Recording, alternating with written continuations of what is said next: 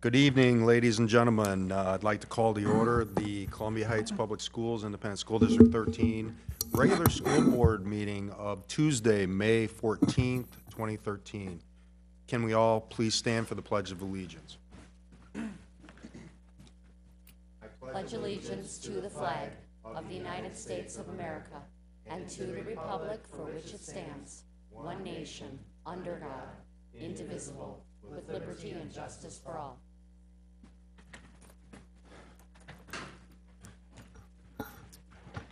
Laura, would you take roll, please?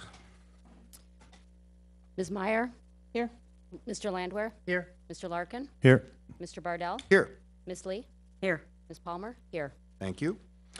As is our custom, Columbia Heights Public Schools create worlds of opportunity for every learner in partnership with supportive small-town communities by challenging all to discover their talents, unleash their potential, and develop tools for lifelong success. All right, next on our agenda approval, adjustments, announcements, correspondence. Do I have a motion? I have this. Motion to approve the agenda. So moved. Second. Motion by Lori, second by Missy. Any discussion on the agenda this evening? Seeing none, all those in favor say aye. Aye. Opposed? And that motion has carried. Thank you. Announcements, May 21st, Tuesday, 5:30 p.m., school board work session here in the community room. May 27th, Monday, no school, Memorial Day. May 28th, Tuesday, 7 p.m., regular school board meeting here in the community room. June 6th, Thursday, last day of school for students. June 6th, Thursday, 7 p.m., high school graduation. June 11th, Tuesday, 7 p.m., regular school board meeting here in the community room. Superintendent Kelly, was there any correspondence this evening? None at this time. Thank you very much. At this time, we have communication at the board. So at this time, any citizen or employee may briefly address the school board. The board will at this time listen to brief remarks, ask clarifying questions, and if desired, request that the administration follow up. The board will not take action at this meeting on requests presented at this time. Please also be aware of personal identifying information, particularly as it relates to students. We had a person in the community come and speak to the board about Common Core and how it's being implemented in other states and what's going on, and administration will follow up with this person. So, all right. We're on consent agenda, which are the minutes of the April 9th and 23rd school board meetings, personnel report, and treasurer's report. Do I have a motion? I'll make that motion. Second. Motion by Missy, seconded by John. Any discussion on the consent agenda? Seeing none, all those in favor say aye. Aye. Aye. Opposed? And that motion has carried. All right, next on our agenda are reports from members of the board. Board members will report on board activities since the last regular scheduled meeting of the Board of Education. Ms. Meyer. I'll just keep it short and sweet because we have a lot to cover tonight. So basically, Member Larkin and I had met with Superintendent Kelly and Director Holmgren on a little introductory to school financing, and so we got a lot of information to understand and hopefully help us make some decisions and just understand school finances. And I was also able to attend the retiree celebration dinner last week or the week last week. And it was a very fun evening. It was really nice, and I got to meet a lot of people, and it was things that were said and the about the people retiring. It was a very nice evening, so that was it. Great, thank you. Ted? I wanted to just first say something about the minutes. Just take a minute to talk about that. The minutes are, if you ever looked at the minutes in our meetings, they're brief. They're not exhaustive recounts of what we've done here at the board meeting, and I guess there's some good reasons for that after talking to Superintendent Kelly. The minutes have to get published in a newspaper, and the longer they are, the more it costs. And so if the public wants to see really everything that goes on that went on in the board meeting, the minutes probably aren't the best place to look, but we do have the videos now available on our website. So just as a help to the public, if you do want to see exactly what went on in the meeting, I would recommend that you look at the videos, because the minutes may not cover, they don't cover the discussions that we've had, so. And then as far as my activities, I went to the WEMAP board meeting last week, and trying to get caught up on that. I think I'm pretty much up to speed. I know we talked about replacing Member Lee with myself at the beginning of the year, and I'd like to have a date when we would do that, because I've been attending several meetings now, and I'm learning how to, what the procedure is and so forth. I attended several girls softball games, and our team looks really great out there, and they're playing very well, so hats off to them. Columbia Academy PTO last night, I went to that, and there were 4 parents. It was the last meeting of the year, and it's kind of bittersweet because starting in July, the board liaison shift to different schools, and so I will no longer be the liaison for Columbia Academy, but I would encourage as many parents as possible to get plugged into the PTO and at least attend one meeting to see what it's all about. They do a lot of great work. I went to the Hairspray musical. That was another great event. Lots of audience participation. There was a great spirit there. And the kids just did a wonderful job as usual. They always rise up to the occasion. So I did hear some comments about the content of the play, of the musical, that some things were not appropriate, and I wanted to communicate that, that it was not all as decent as our public would like it to be. I attended Lions meetings, Chamber of Business Council, talking about the school district along with Director Holmgren. Attended the Columbia Heights Block Captains Training, and had an opportunity to talk about the schools there with the public. Also went to the Mayor's Prayer Breakfast, and I think we were well represented by the school district at our table, and also attended the booster. Well, I wanted to attend the booster banquet, but I had a scheduling error on my part, so my apologies to the boosters. I did go to the WEMAP meeting that night, and but I do plan on being in the Heights Hustle Run Walk, so I look forward to that in the next month. That's my report. All right, thanks. John? Okay. As Ms. Meyer mentioned, we had the opportunity to sit down with Director Holmgren and Superintendent Kelly with the Finance 101. It was certainly eye-opening. I know I have a lot more to learn, but it certainly helped give me some basics to get moving forward. I also was able to attend the career celebration. That was a fun time. Just to get to, again, meet some new people, but also get to see a couple people that I knew move on to the next chapter in life. North Park had their community gathering. ECFE had their picnic up here. Was well attended, I think, as well. A lot of kids. It was good to see. Hairspray, I attended that as well. I really enjoyed the play. Columbia Academy baseball finally got to get outside, and I've been to 3 or 4 of their games, and they're hanging in there. They're actually fun to watch. The kids have won some games and playing well together as a team. I also attended the Mayor's Prayer Breakfast, the Boosters Dinner. I attended the Minnesota State High School League meeting last week. I had the unique opportunity today to come up. Captain Austin with the police department is teaching a class here at the high school, and part of what they're doing is they're actually doing job interviews for the kids to prepare them. And I'm pretty sure I was his last choice, but he did ask me to come up, and I got to sit in and do some job interviews, and was very impressed with the kids that I got a chance to talk to. So that was fun. And then last night, the band concert. They combined the North Park band with the high school band last night, and it was really fun to watch. The kids, the elementary school kids, did a great job. They sound great by themselves, but working with the kids, I thought it was a neat little idea for mentoring the kids and encouraging them forward. There is, I'm supposed to ask or mention, City of Columbia Heights, the Recreation Department has round 1 of Heights Idol is coming up this Thursday, May 16th at 7 o'clock. You're requested to please come and cheer on the youth and the adult contestants, and it's free. And I think that's it. Very much. Laura? I had a very busy couple of weeks, and I'm going to start out with a lot of the local stuff here, and then I'm going to move into some of the 916 board meetings.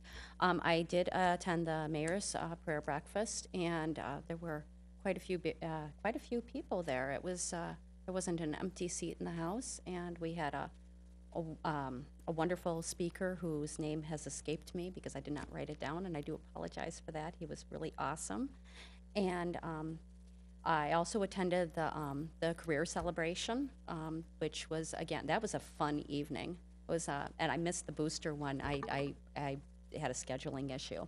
I also attended the neighborhood watch meeting as well. And then on to the 916.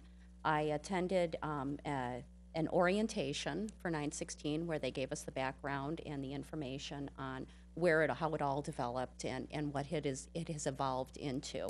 It was very, very interesting as to how it evolves to meet the needs of its member districts. Then I was very honored to get a nice nice tour of Capitol View, where they brought us into each one of the programs. And Capitol View has a lot of things that go on. There's an ALC program, there's an auditory,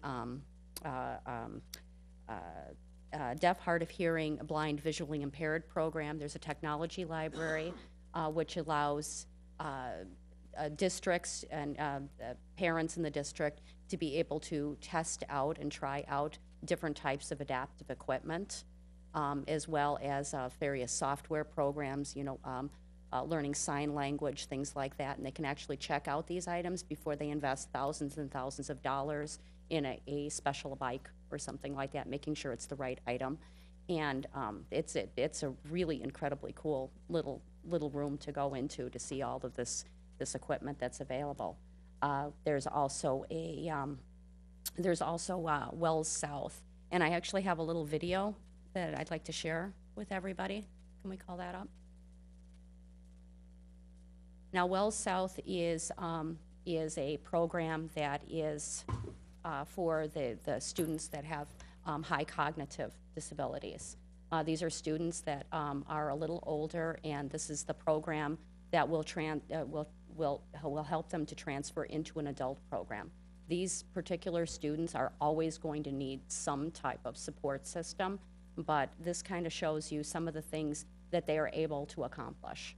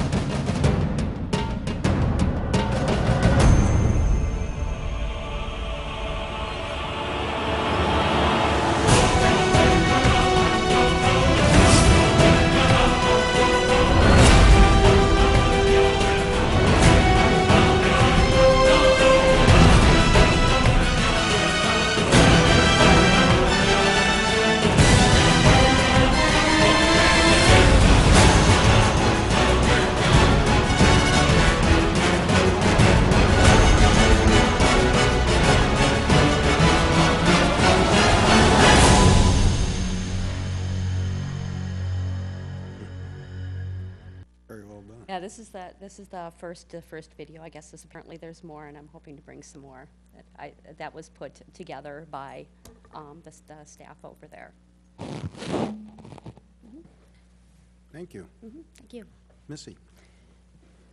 Well, I've had a few things that have been going on. I went to a high school track meet. That was very entertaining and very well. A lot of people there, a lot of kids doing a lot, over 40-some kids in track this year. So I also attended the mayor's prayer breakfast, and that was Randy Mortensen. That was the speaker. Thank you.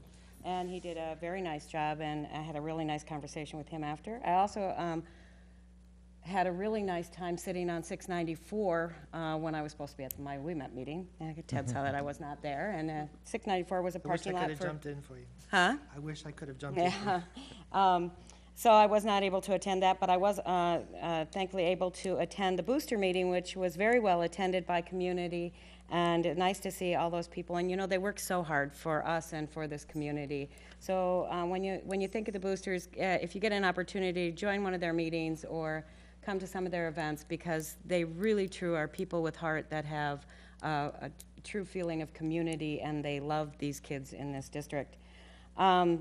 Also, I attended a West Metro Education Program executive meeting where there was a lot of legal discussion going on and a lot of communication about some of the things that will transpire for West Metro Education within the next 6 to 8 months. There are going to be some huge changes, and there were some budget cuts, and so West Metro is changing, but it's moving up. So they're doing some things that are pretty good, and I was honored to be asked to speak at their graduation on June 4th, so I will be speaking there to the graduating class. So a big thank you for that. I also attended the Hairspray play. I thought it was great. I do want to mention that there have been, and Joanne, correct me if I'm wrong, but there are 22 Spotlight Awards for our students here in this district, and that is amazing. That just shows what kind of talent, what kind of participation, what community support is out there for the plays. I mean, I think that beats all records, doesn't it? So 22 Spotlight Awards that these kids are going to go downtown Minneapolis and be honored. And it goes from the pit to the crew to the actors. So hats off to the students and to all of the staff that pulled that through. It was amazing, and I really do appreciate it. The other thing, a couple of things I've done is I've been attending state board meetings and going through budgets, trying to learn some things there, communicating with some districts across the district and some people. I've also had a lot of communication with West Metro Education parents, fair school parents, regarding changes and upcoming things for the next year. And I think that's about enough from me. All right, thank you very much. I'm going to defer my time. I know Superintendent Kelly has a report this evening, so I'll catch up next time. So, Superintendent Kelly. Thank you, Mr. Chair. I'd just like to say that the district held an Administrative Professional Appreciation Day event to acknowledge our wonderful clerical team. And I want to put a special shout out to Principal Michelle DeWitt, who was one of the guest speakers at the event. And I want to once again thank and acknowledge our clerical staff and thank them for all that they do. We couldn't get along without them. That includes my own. So I attended the AMSD, that's the Association of Metropolitan School Districts, executive board meeting, and the whole focus of that meeting really was on legislative priorities. We're coming to the end of session, and some of the big ones for us, as we talked as a collaborative, was the funding of all-day, everyday kindergarten, the adequate funding of general education aid on the formula, clarifying the integration aid, and to be careful of unfunded mandates for schools, because there seems to be a few more sprouting out. I just wanted to let the board know that we've been heavily involved, meaning the principals and the directors and I, with staffing. We're reaching one end of one phase tonight, but what the principals are working very hard at is getting the schedules done so that staff could have their assignments, the licensed staff could have their assignments by the end of school, so they could choose to prepare or not prepare over the course of the summer. North Park is still involved in their master planning process. The third grade is set for next year as far as they've found their space, and they're working on the last minute details of what they're going to do to reconfigure the room. The overall master planning for the building is still in progress. There's been many days and after school evenings where the group has gotten together, and that design team will, when it's ready, will bring it forward along with the Cunningham group to the board. for some dialogue and discussion on what they are planning. As we conclude the year, both the licensed and non-licensed labor managements met for the last time, and that was bittersweet, but we ended on a good note, so that was good. I want to thank the mayor for the community breakfast. Both he and his granddaughter sang at the event, and that was very, very touching. It was a good meal, and it was great speaking, and it was wonderful to get to everybody, basically get to see everybody. But for me, it's always nice that the mayor and the city support our schools so much, because it's really a fundraiser.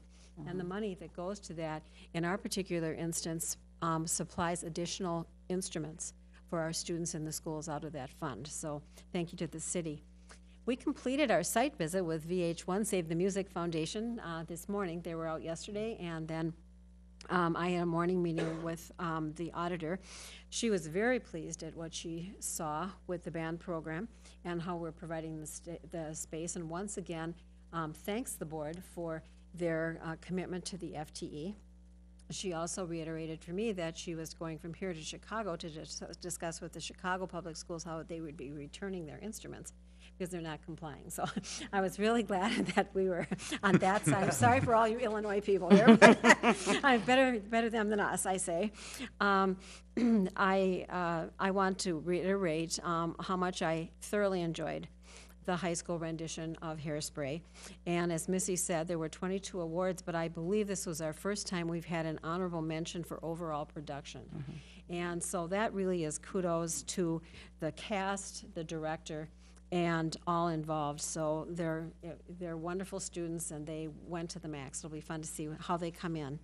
I'm going to skip over a few things, but I want to say last but not least that I attended the high school Grand March and the prom this weekend, and I enjoyed attending both events. The students were beautiful and handsome at the same time at the Grand March, and so well behaved.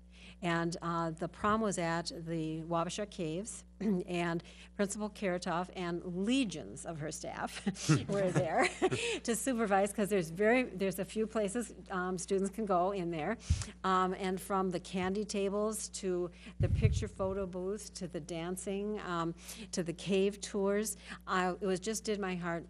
It was warmed because of all the fun they were having. And so congratulations on a good event there. It was a success, and I was very proud of both staff and students, and without any incident. So very well. That concludes my report. Great. Could I add one more thing? Just sure. when you talked about the mayor, it got me thinking about the Heritage Tower. Yes. And they're actually tentatively planning on dedicating it, I believe it's May 29th, which is a Wednesday. And I think it starts 5:45. I know that there's going to be an ensemble of some sort that's going to be playing. I believe the speaking part of it begins about 6:30, and I think we have another meeting right before that, so I can confirm that when it gets close. But maybe mark your calendars for the dedication. That's a really good reminder. And then, Scott, do you have an announcement on the winds? Yeah, I do. Thanks for reminding me. Sorry. In everybody's business today. It's an announcement for the Silver Lake Symphonic Winds. They're playing on May 22nd at Silverwood Park at 6:30 p.m. outdoors if weather permits, and again on May 29th at Huset Park to help celebrate the unveiling of the Heritage Tower. So, and that show will start at 5:45 p.m. So we want to put a plug in for the Silver Lake Symphonic Winds. And as long as we're on that topic and giving announcements, this Saturday, there's going to be a fundraiser for Tasty Pizza for the Heritage Tower from 1 to 8, I think it is. Noon to 8, yeah. Or noon to 8. So it's sponsored by alumni of the school district. So hope to see a lot of alumni up there at Tasty Pizza. Great, thanks.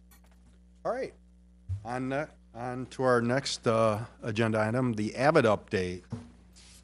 Dwayne Burkus, Joanne Karatoff, principal at the high school, Ms. Oli Rabson, the Avid coordinator. Welcome all. And we have Avid students. Great. Oh, sorry. Superintendent Kelly, Chair Bardell, members of the board. I'm here just to introduce Principal Karatoff, Mrs. Rapson, who is, as you know, our Avid coordinator at the high school who's really been instrumental since day one with Avid there.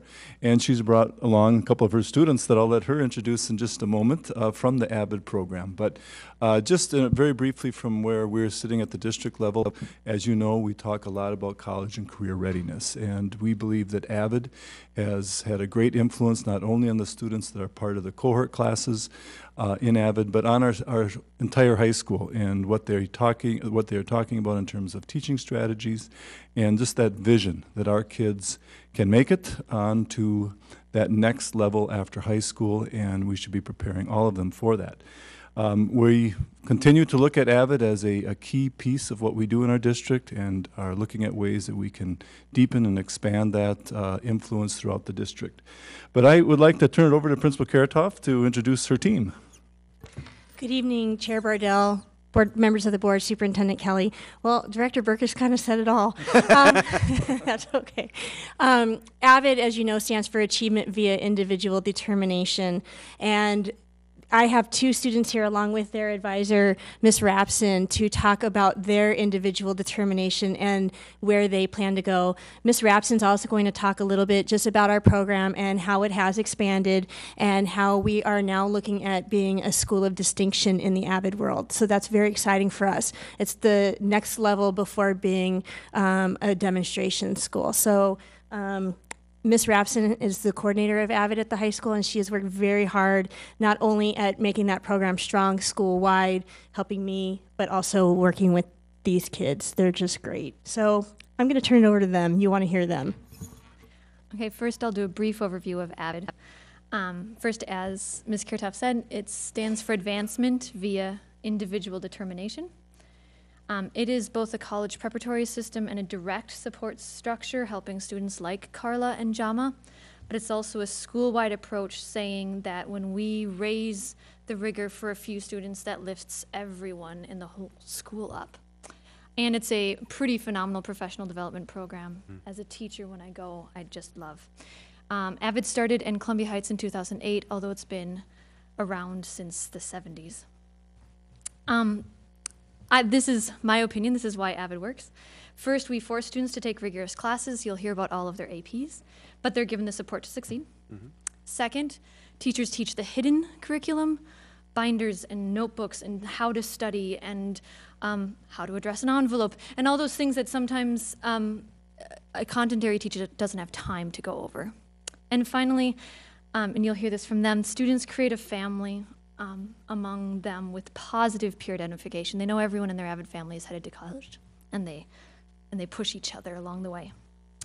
In particular, Avid works very well at Heights, first because there's a really nice merging of the populations. Heights serves many students who have the capability to attend college, but face barriers to success, whether that's poverty or language or being the first in their family. We've now been 5 years here building a positive school culture at Avid in Heights High School. 15% of our student body is involved in Avid directly. 95% of our teachers have been trained by Avid trainers. All of them have done professional development here by us. And finally, and then I'll talk a little bit more in detail about these, Avid students are reflective of our student body. They're involved, they are academic, and they are college bound. So first, they are reflective of our student body. As you can see from these pie charts, basically the Avid crowd is the same as the entire school. The only distinction is we have a couple more black kids and a couple fewer white kids than the whole school does. Avid students are highly involved. On the left, you can see our graduating class of seniors. Avid students are captains of volleyball, boys basketball, girls basketball, and softball. 2 of the leads in Hairspray are Avid students. Between them, our seniors have nearly 100 seasons of sports, from gymnastics to hockey. And for the second year running, every single club at the high school has at least one Avid student in it. Next, Avid students are academic. 100% of our students have passed the grad writing test. 100% of our Avid students have passed the grad reading test. 70% have passed the grad math test. And this is one of the statistics I have to pass on to Avid Central. 100% of the Avid students are on track to graduate. However, we know graduation is not the end goal for an Avid student, so Avid students are also college bound. 20% of our Avid students took an AP test this year, compared to 11% of the whole school. 100% of our juniors and seniors either took an ACT test or are signed up for the one in June. 100% of our seniors have been accepted to a 4-year college, again for the 2nd year in a row. And of 2012 grads, currently 90% are still in college, taking their finals as we speak. So once again, I just want to repeat, this is what makes Avid work, is we force them into rigorous courses, but we give them the support to make it. We teach the hidden curriculum that they need to succeed. And we have a family with positive peer identification. Finally, Avid has added levels of certification this year, so I wanted to show you a little bit about this, and if you want more details, we can do that later, but very briefly. It used to simply be certified or not certified, and after a very long time, you could become a training site, which is called Demonstration School. This year, they added some levels of certification. So there are 11 essentials that we have to grade ourselves on. If you are good on 6 of the 11 essentials, you become certified. We are good or excellent on 9 of the 11, so we are certified. Check. Highly certified, you need to be good on 70 of the essentials, still we're good, and you need to be certified at least 2 years. We have been certified for 5 years in a row, so we will be highly certified for sure. The next level up is school-wide site of distinction. You have to have 1 graduating class of 20. Last year we had a graduating class of 20. This year we again have a graduating class of 20. We have to have Avid site team members leading professional development, which is very frequent. Most of our staff in service have Avid people all over them. This morning's staff meeting was entirely run by 2 Avid site team members. Avid needs to be on the strategic plan for the district, which, as you guys know, the fingerprints are all over there. And we need to be at least 10% of overall enrollment, and we are at 15%. So we are a school-wide site of distinction. I'm so excited about it.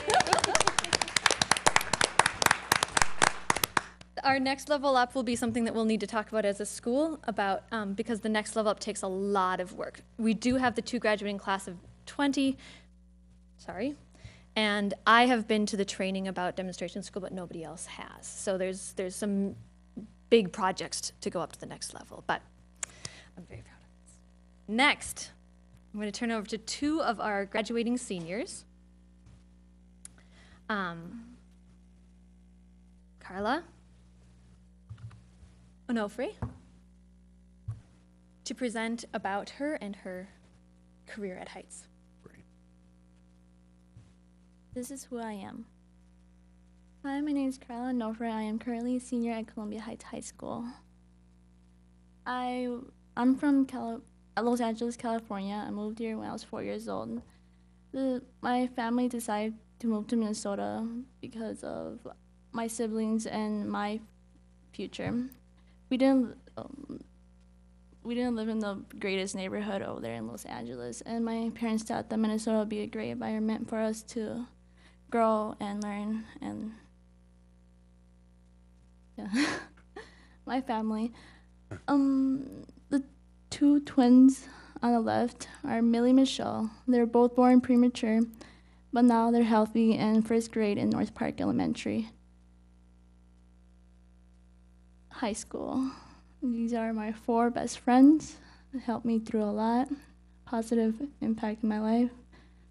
How many are in Avid? 3 are in Avid.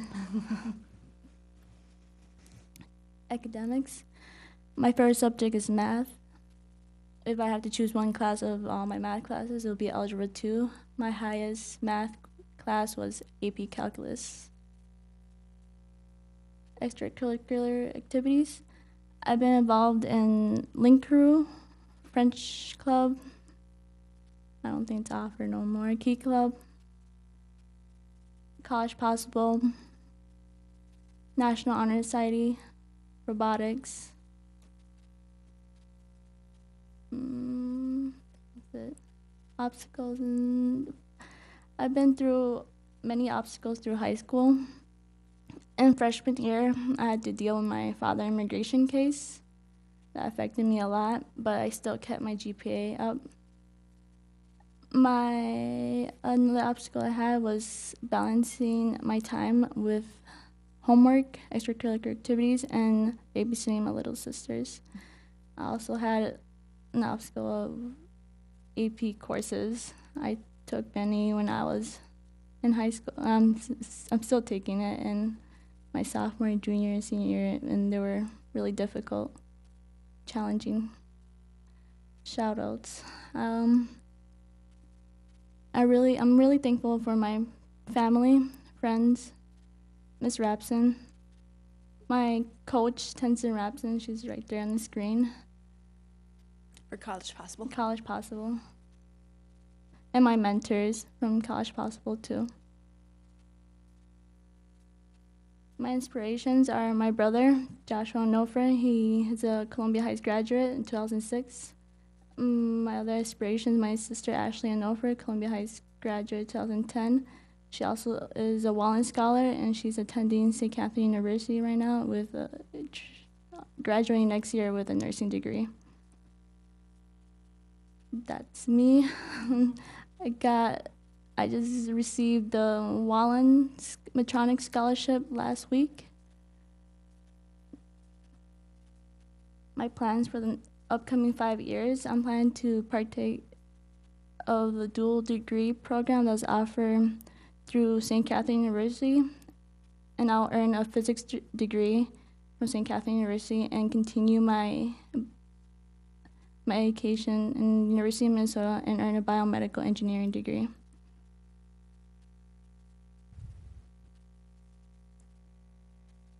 This is the end of my presentation, but my life journey is just beginning.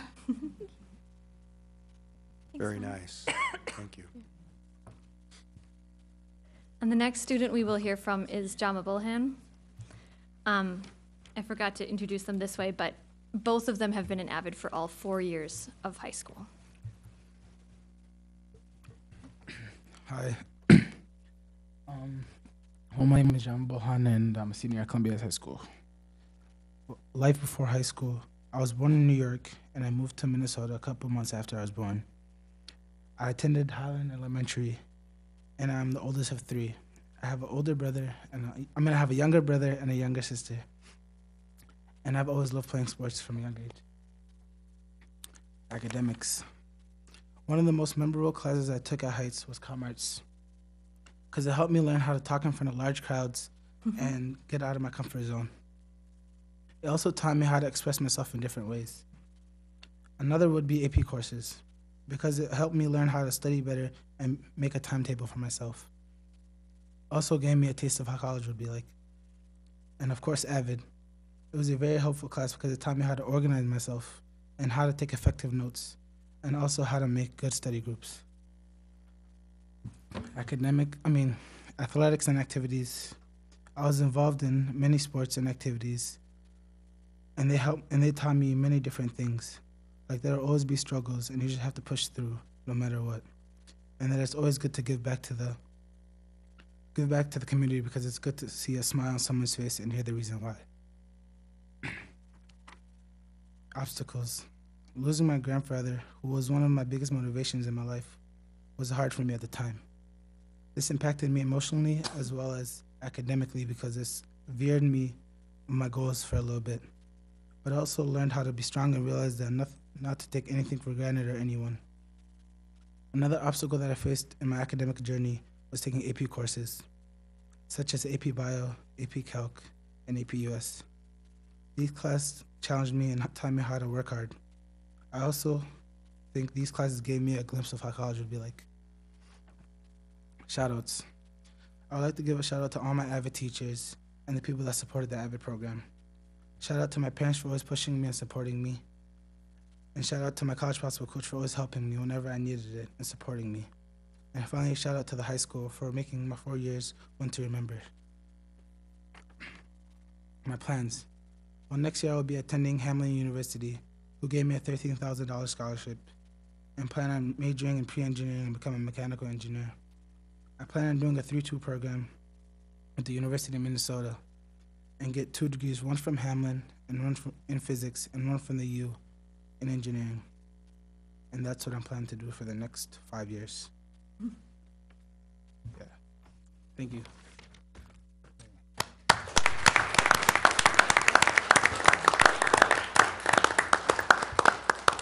think, I'll speak on behalf of the board and anyone else can talk too. We're very proud of both of you, but mainly you should both be proud of yourselves. You earned it and you worked really hard, so congratulations. Thank you for your individual determination. And I would also say, I think Avid is woven into the fabric of us, of who we are, so congratulations on that. Thank you. Well done. Thank you.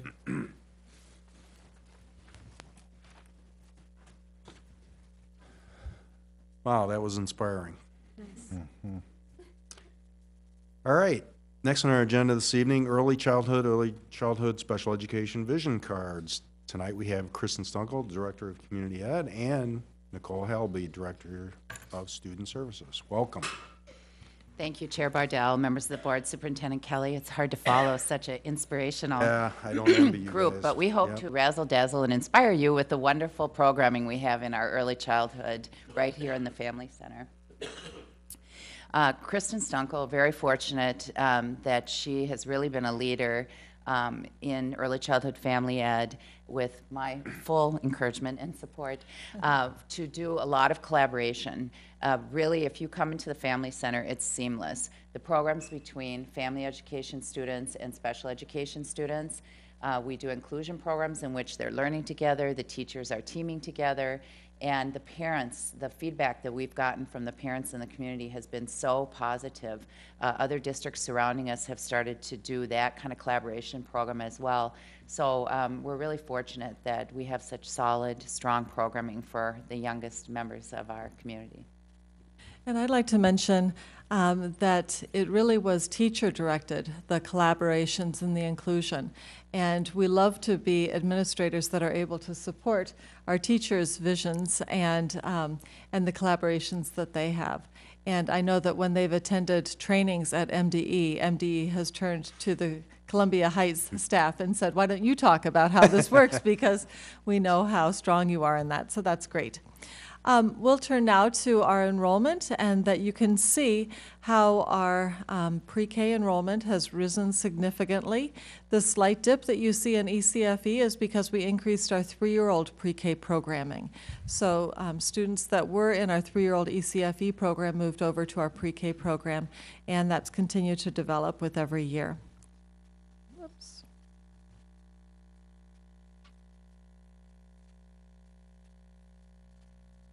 All right. Demographics. This is based on the state report that we submitted for last year. We have not yet done the compilation for this current year, but that shows the diversity that we have in our ECFE and pre-K program. Our early childhood screening, we provide early childhood screening for all of the students that are entering kindergarten. We really do encourage that students go through that screening process as early as possible at the age of 3 so that we can provide any supports that they might need in order to be successful in kindergarten. You're very familiar with the Columbia Heights Strategic Roadmap. So we'd like to talk a little bit about the plan scorecard. We touch many of the different A through F scorecards for the district, as well as we have some that are unique for our early childhood programming. So we're just going to highlight a couple of them. Okay. In early childhood, we're as committed with board and superintendent and director of teaching and learning Burkus support to have articulated standards-based curriculum. So when the little children start, we know what's coming next in kindergarten, and our teachers are well prepared with standards and are able to do the academics they need to prepare them from kindergarten. Shall I mention about the PLCs?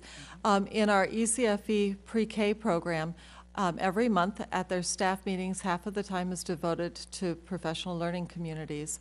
Last year, they focused on science. This year they've been focusing on math, and next year they'll be focusing on equity. So as you can see on this scorecard, we're all at the level 5, which is the vision. There's always room to grow. I remember Dennis Cheeseborough saying there's no 100%, so you have to keep moving forward, but we're very, very solid in our instructional area in early childhood.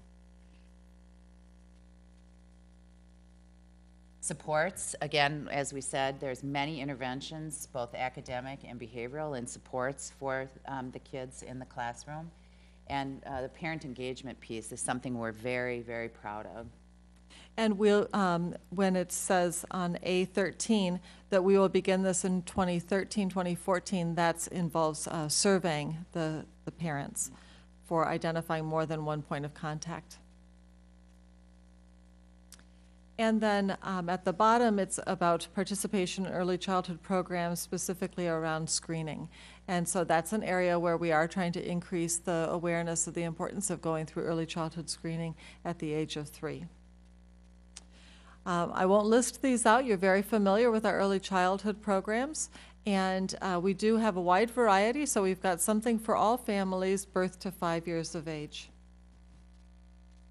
As I reported earlier this year, we're very proud of the fact that our pre-K programs throughout the district were given the highest level, which is the 4-star Parent Aware rating. We're very proud of that.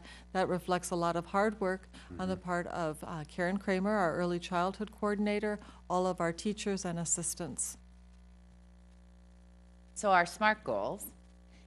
Expand staff and student use of technology from emergent. They're just getting, my coordinator, Anne Marie Johnson, wrote a grant through EXU, through the Educational Services Collaborative Unit in the Metro, and for iPads and some applications for kids, so they're just beginning to use it in the early childhood program, and our goal is to have 80% of the students and staff using it weekly.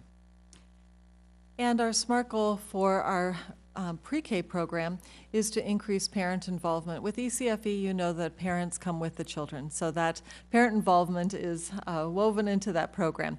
With our pre-K program, we've tried a number of different ways to involve our parents. With our pre-K program, it is a drop-off program, so it can be a little more challenging to get parents involved. And what we're going to be doing this coming year is giving the opportunity for our classroom teachers, our pre-K teachers, to plan and organize parent involvement programs, and we think that we will see an increase in parent involvement through that change. Some lovely pictures of our little children in their programs. Do you have any questions about our early childhood or early childhood special education programs? Questions, comments? I don't have any questions, but I do have a comment about screening your children earlier. That was one of the things that I had a presentation on the auditory oral program over at Capitol View.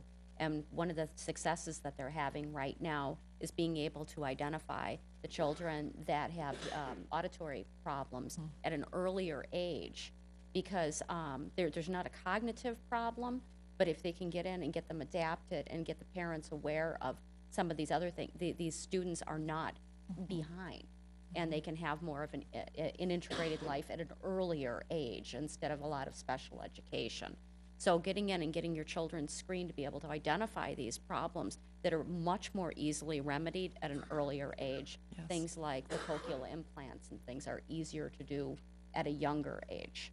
So I just wanted to stress that. So I hope I didn't upstage it. But No, that's, thank okay. you. Thanks for sharing that, and I just want to point out for the community that it's not only developmental screening, so they do look at where your child is compared to the peers, but also do a hearing and vision screening. So it's very helpful to bring your student in at a young age.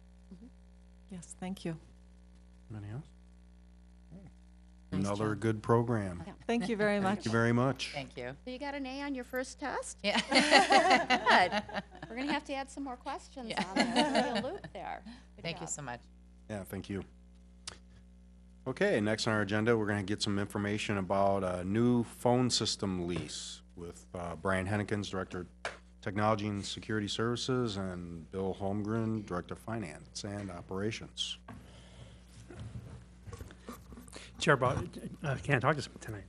Chair Bardell, members of the school board, Superintendent Kathy Kelly. As you know, a very short period ago, we did sign a contract for a new phone system.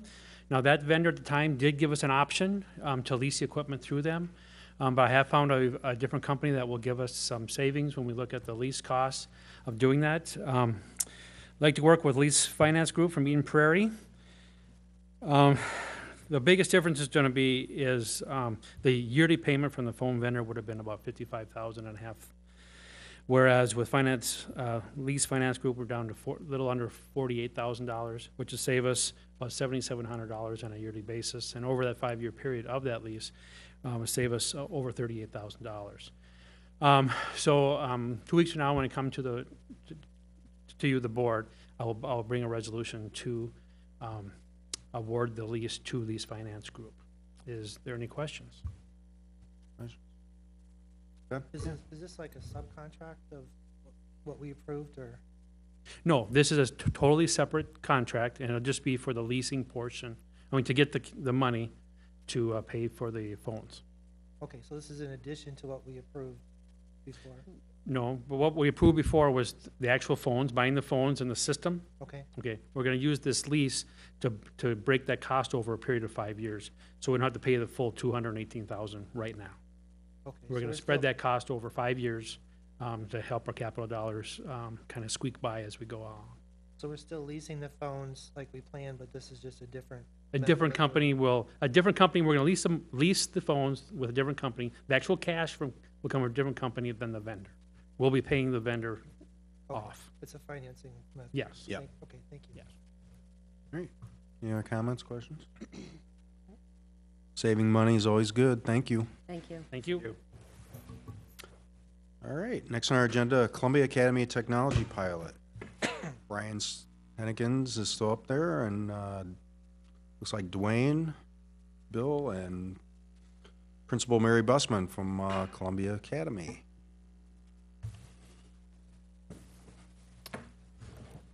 Chair Bardell, members of the board, Superintendent Kelly, good evening. We're very excited to present some information about a new initiative that we have at our 6th grade at Columbia Academy for next school year. This presentation is meant really to be informational, kind of give you a broad overview of what we're planning on implementing on this initiative, so you guys are aware, because this is a very big and exciting initiative. So as you can see, it's our personal learning initiative. We've talked a lot about personal learning, so that's what we're calling this initiative. I think to start out, we'll look at a quote from Sir Ken Robinson. Personalized learning is the process of contouring learning to individuals that you're dealing with, recognizing that we all have different strengths and weaknesses, different interests, and different ways of learning. So really focusing on that personalized. We added a couple other things for ourselves, and personalized learning includes a self-paced differentiated instruction, continuous use of formative assessment. We've presented with our P21, we've talked a lot about formative assessment. Student engagement through relevant, exciting learning. Equity by challenging and supporting all students with flexible tools and differentiated content. Increased rigor leading to college and career. We talked about college and career with Avid earlier, and how important that rigor is for all students. And of course, using technology as a tool to help us individualize that. So you saw this earlier, and it's just kind of to point out and highlight some of the things that are some of our ties with our initiative to the strategic roadmap, talking about the excellence, be our best, expect the best, collaboration, innovation, academic excellence, innovative technology, irresistible employment, expand access and opportunity, innovate to close the achievement gap, that equity piece. So it really ties into what we're talking about with this initiative. So why are we doing this? Another quote that we loved as we were doing our research is, if we can't prepare kids for certainty, then we must prepare them for uncertainty. Students need to learn beyond the core subjects of language arts, math, and history. They also need to master skills like creativity, critical thinking, problem solving, and digital literacy, skills they need in order to be successful in the 21st century. What will students learn? We've been talking about the 4 C's: collaboration, communication, creativity, and critical thinking. But we also will be continuing to learn core subject knowledge in all of those core subject areas. We'll also be learning digital citizenship and the design process, which we've been already focusing on for the last several years. We'll What will it look like? Online formative assessment. So students talking to their teachers, teachers talking to their students, and really understanding what do students know and what have they learned. We'll be working with learning management systems using Moodle and increasing our use of that so that students understand what their day-to-day workflow is. You know, they're coming to do their job, and so what is their workflow? Digital books, e-books, that came up at the PTO meeting last night, and so it's really nice that we'll be continuing to expand our libraries through digital books. The professional and personal learning plans. TIES uses Sparks, asking kids what are they really interested in, what are they excited about. And this is a way for kids to record what it is that they're excited about and then to dig in deeper and to become really passionate about what they want to learn. We'll focus on project-based learning, blogging, talking about what they're thinking, what are they reading, and communicating with one another. Flipped instructions, so they learn the lesson at home with their technology and then come back and do the homework together with their kids. So it's really flipping that way of learning. And focusing on digital creation, so doing their own presentations or their own PowerPoint presentations. And so as we talk about this, and the reason we focused on this personalized learning initiative, I'm not talking about the technology, is it's about transforming the learning experience. It's really with the help of technology. It's not about the technology.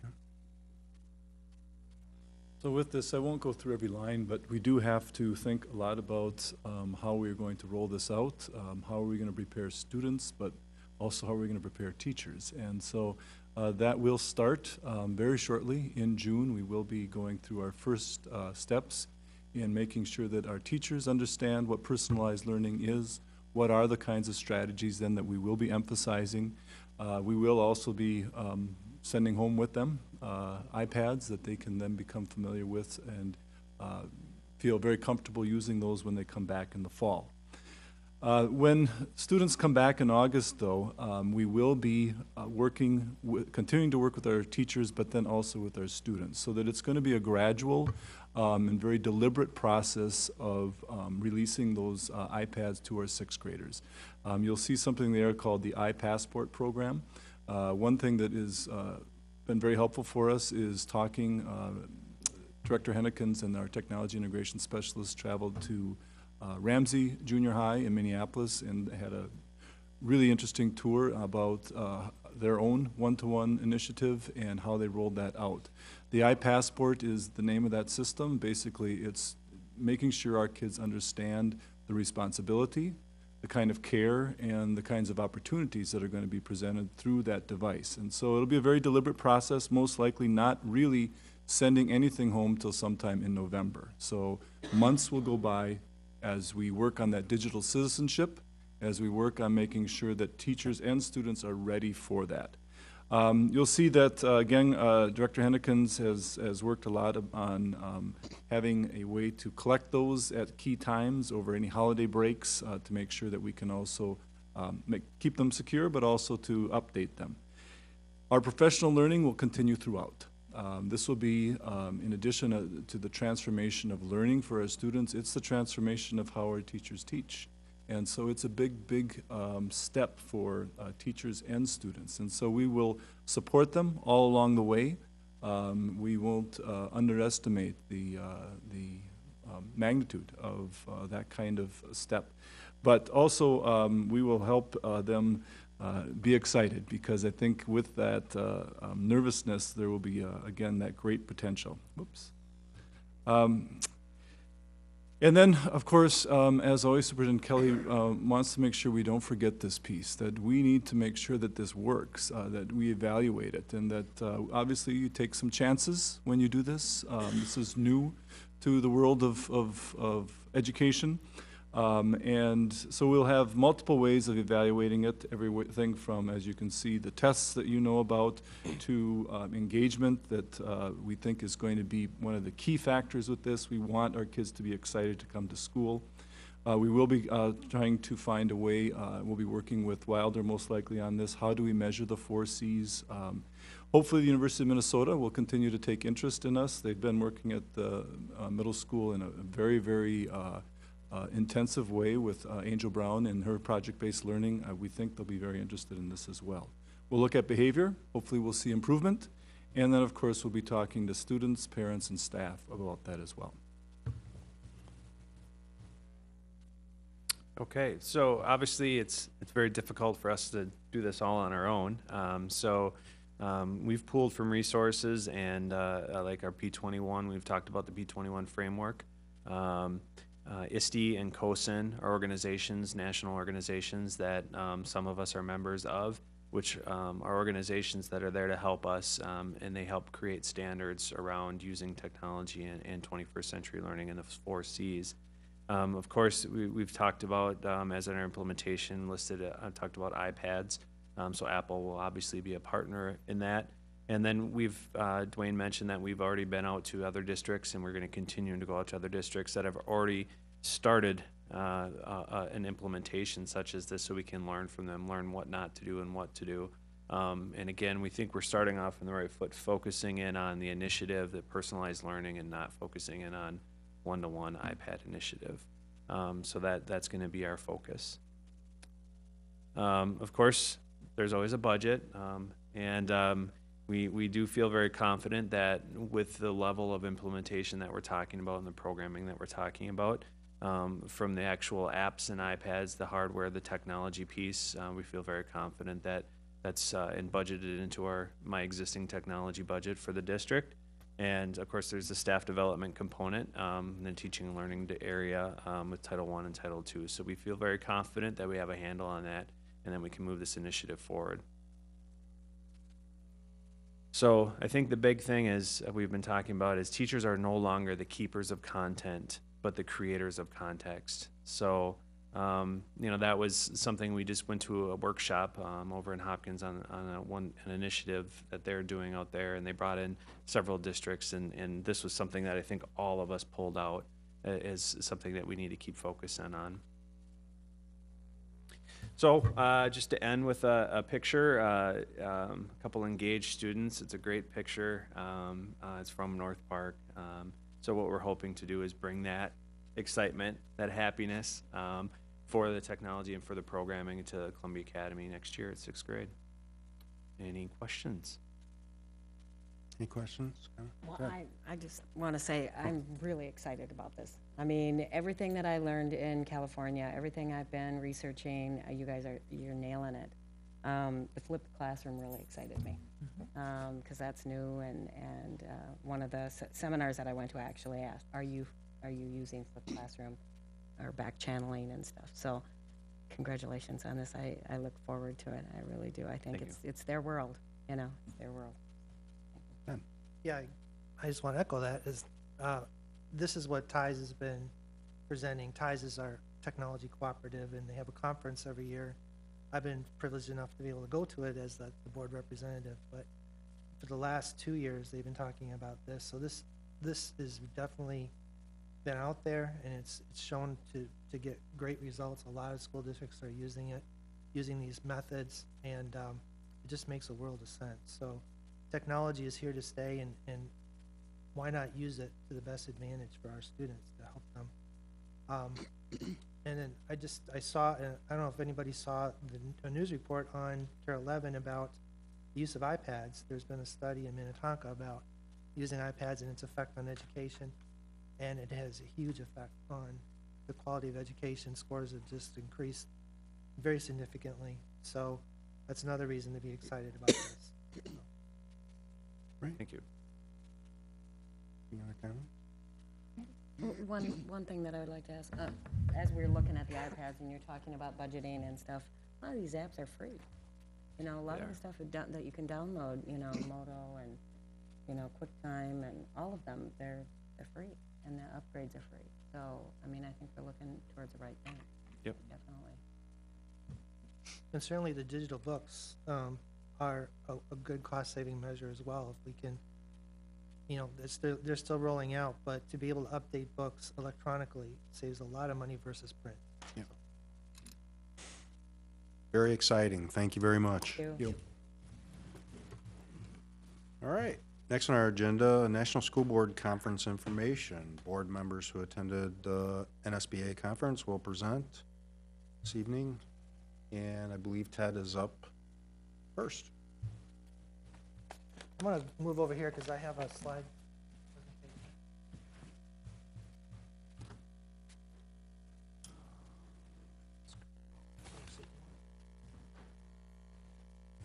To the board.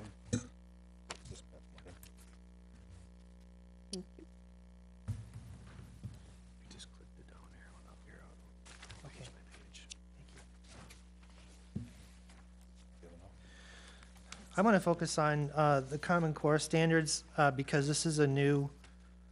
This is a new topic throughout the country, and as we heard in our community portion of there's a lot to learn about Common Core, and so this is kind of like I attended 8 sessions in a 3-day period, and I'm just going to focus on this one, and all of the sessions were fantastic. I'm going to provide materials to the rest of the board on the rest of them, and also the staff.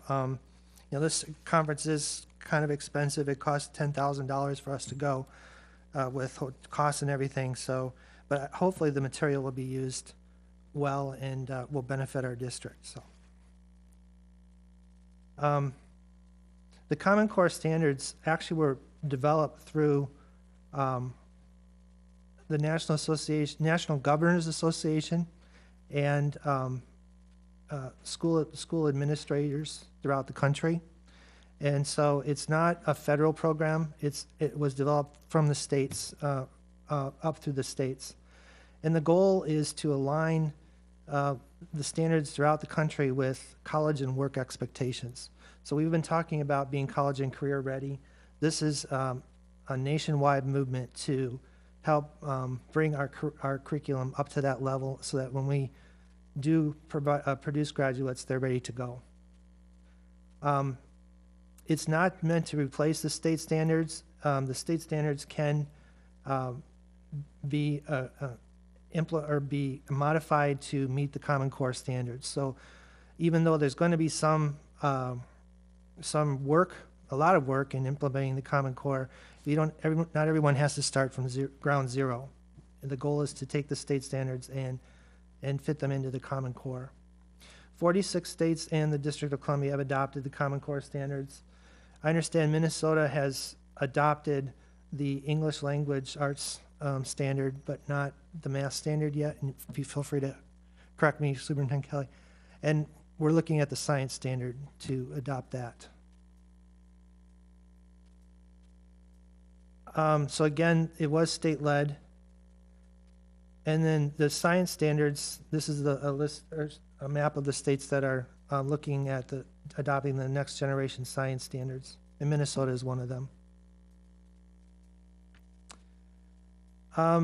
Federal dollars were actually used to help develop. There's a support assessment development network that's going to be put into place, and there are 2 organizations, Smarter Balance and PARC, that are going to be providing assessments to the states as a way to uniformly assess how the standards are being learned throughout the country.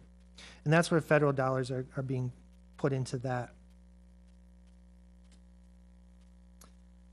The assessments are, and those are the 2 organizations that that I just mentioned, $346 million of federal grants. And I understand that those assessments are voluntary now. States have the option of participating or not. These are the states that are in the PARC consortium. Minnesota is not in the PARC consortium, and they're not in the Smarter Balance consortium either. So I'm not sure what Minnesota is going to do as far as state assessment. I do understand that the math standards in Minnesota are, the Education Commissioner has deemed them to be stricter or more rigorous than the Common Core standards. So that's why we're not participating in the math standards. The idea is that to make the standards uniform is so that there can be common measurements. There is a way to certify students that they won't need remediation. Right now, there was a college professor that spoke, and she said, I don't know if this is true nationwide, but she said 70% of her students need remediation when they get to college, and 70% of the students nationwide, which is stunning. And so this is a way to help stop that and to address that problem. The Common Core standards will cost, the estimated cost is $16 billion to implement, and a lot of that will come from the states. But they say that there will be a savings because states won't have to assess as much through state assessments. They'll have the Common Core national standards to use. And so there's a savings of, they'll be reducing the cost from $27 down to $11 to $20. So there's some savings there. But there's going to be other costs. There's going to be curriculum and materials that are new that the states will have to pay for. Technology, a lot of the assessments will be online, so technology will have to be upgraded and to match those requirements. And then professional development, how to change the standards that are being taught now into and adapt them into the Common Core will take a lot of professional development. They asked some questions. Were your standards due for an overhaul anyway, and are these things your state needs? Those are questions the state has to wrestle with. Minnesota, for example, has said we don't need the math standards. There's, there is a rumor out there that the Common Core standards are mediocre. Not true, according to them. They have studied them. They're clearly superior to 39 state standards in math and 37 states in English language arts, and only inferior to 3 states in English language arts, and that's the Fordham Institute that did that study. All others were about the same. Will it crowd out the English language standards? Will they crowd out classical literature? No.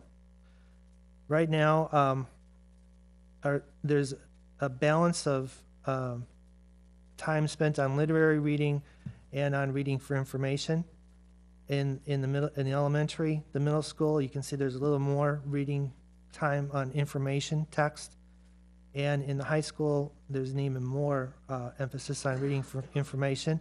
And this is because nationally, our country is falling behind other countries when it comes to reading for information. We're doing well when it comes to reading for, literary reading, fictional reading, but not information, factual reading. The writing modes are also going to be emphasized as to be in a balanced way. Writing to persuade, writing to explain, and writing to convey experience.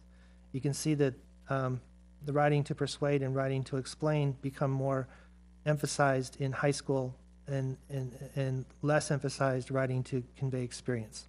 And again, that's due to what's required in colleges. It's meant to, again, to complement the existing standards, to bring them up to national standards, and not to replace them. And this is just some of the statistics. In 4th grade, we're currently second in the world, in the United States, in literary reading, and 5th in acquiring and using information, and 15-year-olds 6th in the nation, and 14th in acquiring and using information. So that's the basis for focusing on acquiring and using information in our reading. Just one interesting fact, they don't require teaching cursive writing, but schools can go ahead and teach cursive writing. And in fact, the professor that gave the seminar said she didn't even know how to write cursively, which was surprising. They are internationally benchmarked, the math standards, so we're trying to compare ourselves to the rest of the world and bring our standards up. And the goal is to make every student college and career ready, and hopefully with the evaluations that we get back, that will be the case. The challenges, the national assessments won't be ready till 2014, 2015. So States are kind of operating on their own until then. 33 states already offer some level of online testing. They're voluntary, and we will need more computers and bandwidth throughout the country. Professional development is needed to align the assessments in the curriculum, align instructional materials, and provide supports for students with this whole set of new standards. There's going to be some initial deficiencies when these new tests come on. This is the percent of 2009 11th graders scoring at college career ready benchmark. Only 38% in reading, 51% in writing, and 53% in language, according to ACT. And NAEP is a national assessment organization that they call themselves the nation's report card. And they had only 58% of their 8th graders in 2009 doing well in the number standards, and only 54% in algebra standards. This is what Kentucky has seen as they have started to assess. Their reading scores have gone down, their elementary math scores, middle school reading, and middle school math scores have gone down. So there is going to be a drop, but that's because there's going to be a whole new shift in thinking. A lot of these standards start in kindergarten. They're going to be doing geometry, for example, in kindergarten, and then building on that. And that's not that the states haven't been doing that up to this point. So the lag time in between doing that type of curriculum and getting kindergartners and elementary students up to speed is going to create a drop in scores temporarily. I don't mean to interrupt. You're at 10 minutes right now, so. Okay, I'm sorry. I will That's all right. wrap up. These are recommendations that they recommended to school boards, is to point out that there are going to be short-term consequences, like the lower scores, like all the professional development, all the challenges, but the long-term benefits are going to be worth it, and it's going to bring our students up to international standards. They recommend you engage our local media in our efforts to explain this, and that's why I thought it was important we went through this tonight. And then to monitor, boards should monitor the progress towards successful implementation, get reports that are meaningful. Some of the school boards there spend one meeting each month on just education on curriculum and how that's being developed throughout the district. And the other meeting they spend on business issues like the budget, and because it is important to keep a close eye on this. Make sure the superintendent's evaluation reflects how well these standards are implemented, and then establish key relationships with stakeholders. There's some sources of information, and then also there's some web sources that, and the Center for Public Education is a great source to follow up and keep an eye on things. Great. Thank you. Thank you for your time. Hey, thank you. Very well done. Thank you. Yeah. All right. Is it Missy and Kathy? We could certainly go next. Is that okay? And that's fine, yes. I believe that both Missy and I will talk, report out a little bit on our school site visit, because. You go into it and I'll just jump in when I can. Oh, are you sure? Yeah. Okay, and then Missy has something else she wants to report on as well. But in doing this, in doing these school visits, we've tried to do them routinely, at least maybe every other year when I go out to the National School Boards Conference, because it's far and you get a chance to see other schools in the area and what they're doing. This particular one was focused on technology, but it came with a whole lot more. And so we have a brief PowerPoint. The National School Boards Association sponsored this trip out to Encinita Union, which was right outside of San Diego. We took a bus out there, and in this first slide you can see Missy really talking to students and observing what they were doing with flipped classroom and technology. But if we turn to, if I can, will this work now? We'll just see. Good, go team. The Ensenada Union School District serves about 5,600 students, and it's a K-6 district. California organizes things a little bit differently. And they have 9 schools, and they're located in 2 cities. And each of the schools in their school district has been recognized as California Distinguished Schools and 4 are National Blue Ribbon Schools. And we had the opportunity to visit 2, one in the morning and one in the afternoon, and they were both. And so the first school that we saw in the morning was Paul Eck Central, and it was the oldest school in the district. And what was really cool about this, we went out there to look at technology, but it was also a dual language program, which we talk a lot about here in the Columbia Heights Public Schools. I'm looking back at Dwayne a lot. And it has a strong focus on the sciences through a partnership with the University of California, San Diego, and then it had a STEAM model, which is what we have in our plan. So we actually got a chance to look at STEAM, technology, and dual immersion, and also they had a big focus on school gardens. The second school we visited in the afternoon, I'm going to keep going until you. Keep going. Was Ocean Knoll, and they had an international baccalaureate focus, and they were also focused on digital learning. And so both schools had a one-to-one digital learning program. And so when we asked them about how they put that together, they gave us some really fine points. And so we included those in our PowerPoint presentation tonight because we're embarking on some of this ourselves. Missy, pop in at any time but that you'd like. The program was really acknowledged and appropriated through their school board with a bond extension to the community. The infrastructure, one of the biggest things that they had to worry about was working on bandwidth, and that would be, I think, true of any school district if they were going to do something like this, to be able to support all the classrooms prior to the iPads being released into the classroom. And then they had to set up the iPads, and Brian, you can probably cover your ears now because they used the Apple configuration for setting up 2,500 iPads last summer, and the process was over a week using 2 different sites to image all of the iPads. So they did it in a week. More power to them, I say. When I'm not going to talk about all of these because I really can't, but I think if you look at the curriculum, they used all kinds of digital curriculum that was embedded into their school-based classrooms. And some of those we use right here on site. Right. The Khan Academy. They really emphasize Khan Academy. They did. You want to say a little bit about that? That was one of and the kids did. The kids talked about Khan Academy. Mm-hmm. So also back on the iPads, there are over 4,000 that are deployed out in that district. Yeah. So there's 4,000. So and totally engaged students wherever you went, which was kind of fun. They have about 60 pre-selected apps. They were installed on every student iPad, and that made me just wonder who taught all those apps to all those kids. And then when I got back on the bus, I thought, the kids did. Yeah. So that was great.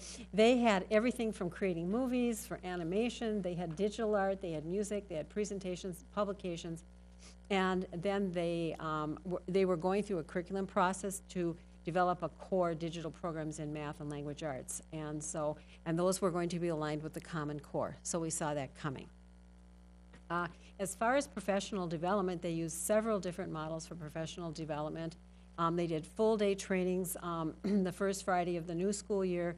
They had 2 summers that allowed staff to run their own research and development for 2 weeks with a class for both students and teachers and parents, right. I believe. I think I left that out. One of the things with the kids is when you're standing in these classrooms, just on a personal, I went with a 3rd grader and I said, well, how do you run an iPad? And you really learn that you look like an idiot when a child goes, well, you turn it on. And that's how she talked to me the whole entire time, very slowly, loudly, and explained exactly how the iPad worked from the beginning to the end and went through the whole, just the development of training. You know, it was amazing for a 3rd grader.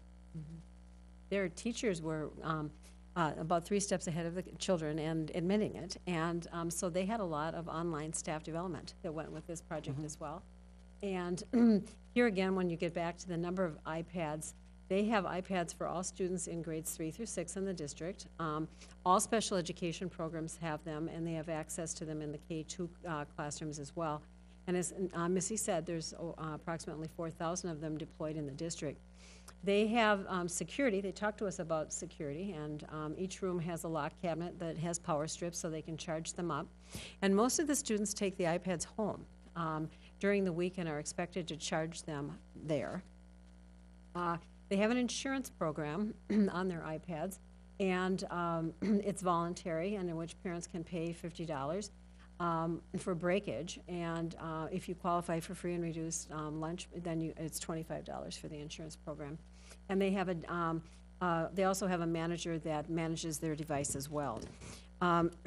So that was what when we went out, that was what we went out to see. And along the way, we just thought we'd add that the first school we saw, and we're just going to briefly cover that, is at Paul Eck. They had the STEAM program, and when you looked at their population, it was diverse, and they had a fair amount of English language learners and a nice combination of special ed.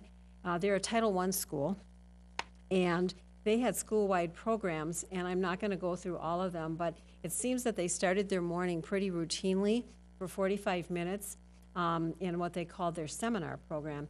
And depending upon your level of complexity in your learning, you took different things and different offerings. And they had another school-wide program that was an enrichment rotation, and while the core teachers were doing planning and data collection and mining the data, students were involved in music and art and yoga and in the garden and in PE and in the library. And everywhere you looked, because in California they have outdoor campuses, gardens everywhere. And a lot of engagement, and it infiltrated into the kitchens as well. So they had specialists for all the respective fields that they taught in, and they discussed common learning goals. And their dual language language program integrated both the native English speakers with native Spanish speakers, and so they said that they were both bilingual and biliterate by the time they got out of 6th grade. The science program was absolutely fascinating because they really, at least for, I won't speak for Missy, but I thought it was interesting for me because we're trying to integrate our garden into our curriculum here. And they did it at every grade level, and it was real hands-on, don't just read it, do it. And so they had that, and they also were collaborating with the garden base, a sea program, because they're near the ocean. So it was very applied, and in conjunction with their universities as well. And as I said, they have living laboratories in their gardens. They have demonstration sites on how they can be eco-friendly, and what was really, really fun is that the kids sponsor every Saturday a community market where they sell their produce, but they also invite farmers from the area to come in. And because it's a lower socioeconomic community, it allows fresh produce and garden vegetables to be distributed. And they were really into service learning, and I'm not going to go into all of that, but 5th and 6th graders are particularly encouraged to pick a service and be an ambassador, and they're trained. And that can be anywhere from volunteering to working with special education students. And when you looked at it, art was everywhere because of STEAM, and that's every class when they graduate in 6th grade does their own mural. That's a picture of the mural. And I have flyers for you, which I will point out, pass out with Missy and I on what their mission statement for their arts program and for their SOAR program. And Great. that concludes our portion list. And I know Missy has other things she'd like to share. Yeah, that's fine. You're at 9 minutes. Okay, So I'm done. Just to let you know. I'm just going to touch real briefly. A couple of seminars. I went to one with Kokomo district with economic distress that turned their schools around. And basically, I'm just going to tell you, go to that website, the NSBA PowerPoint. It's 69 pages, and I just didn't think that I wanted to kill that many trees. So Thank you. yeah. So go to the Kokomo one. It really has a lot of the same things that we are doing in our district.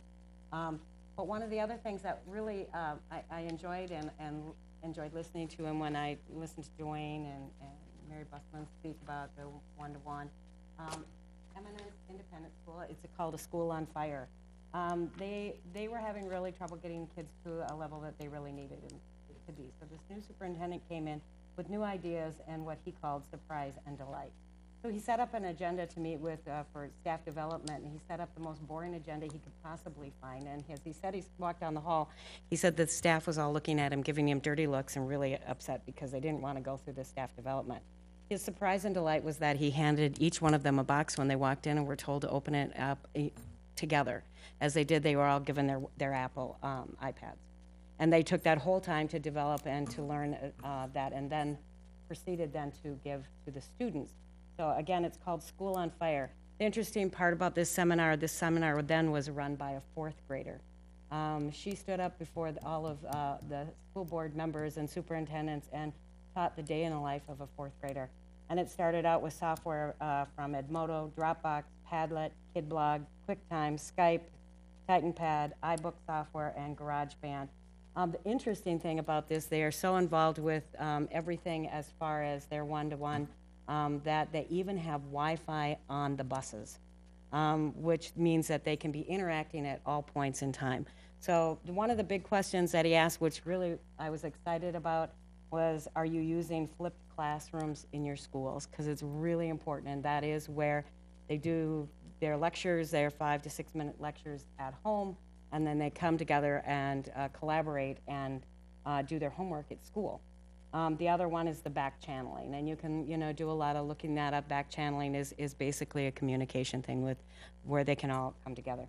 But look up, if you get an opportunity to look up Edmodo and Dropbox, and we know about Dropbox because we're here, but it was amazing. This child stood before us and just taught. She actually did the staff development on the iPad and walked around. They had pictures of her walking with all the teachers and teaching them how to use the iPads and use the software. Like, again, I say, it's their world, and it's what they need. So I did bring this back, and I'm not going to go through everything, but this is a school that is on fire, and the excitement is beyond belief on the one-to-one. All of the students have the same thing as the schools that we saw. They have the iPads during the week, and on the weekend, they're at the school. They keep them there. And the staff is fully supported, fully trained, and they're the ones that are given the head start. And I think that's one of the key elements there, was that the staff was supported so strongly that they could easily walk into this, and they didn't feel like they were, it is tough when you're standing before a child and they're telling you more than you know, and so he really pushed that. So I look forward to what's going to happen at the 6th grade level. But I'll pass these out, and you guys can have that. But that's all. Like I say, the Kokomo is a school, and I think Kathy, you were in that same one, weren't you? But they talked an awful lot. They even have the pre-K in International Baccalaureate. So that's a very interesting school that has come from nothing to something. And so take an opportunity, because in 2010 they closed 6 buildings. They had to release 26 teachers. They in 2011 they had to 28 more teachers. They're 70% free and reduced. They had a huge loss of students. So this was basically marketing, to be able to market their schools and bring them back, to bring the kids back home. And I thought it was really interesting, some of the things that they do. So that's it for me. Thank you very much. That was all done in about 5.5 minutes. That was Aren't you amazing. proud of me from last year? Thank you. Thanks. I have my fancy watch, so I can. Well, I know. I was seeing it in my peripheral vision. All right, thank you. John, you want to say a few words, or? Very few, I'm assuming, based on your watch. So, but yes, I would like to say, first of all, that I think attending the conference was, for myself personally, is extremely beneficial. I focused on, they had different tracks that you could take, and I focused on the new board member tracks, and a lot of mine were based on governance. And I'll just mention a couple, 3 of them that I attended, and a couple things that I think we'll hopefully be bringing back as a group as we move forward. One of them that I attended, it was ethics for school board members.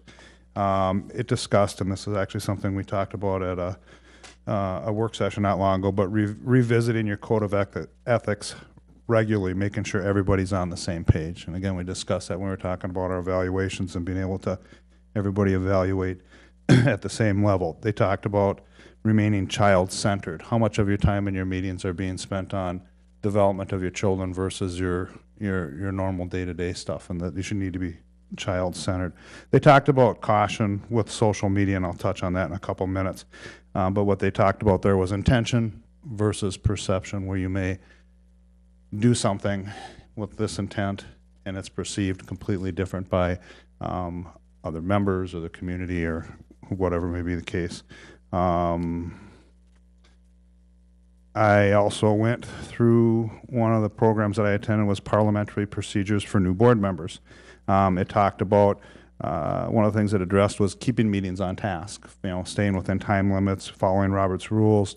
They discussed the balance between efficiency and democracy, which I thought was quite interesting.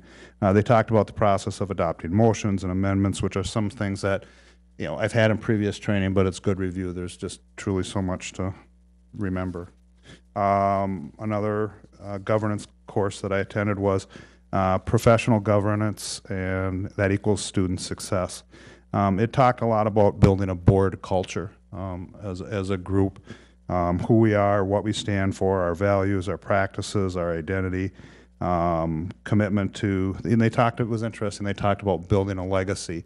We may be here for 1 term, 2 terms, or however many, but what we do today is truly going to impact kids down the road. So it was interesting to listen to them talk about that.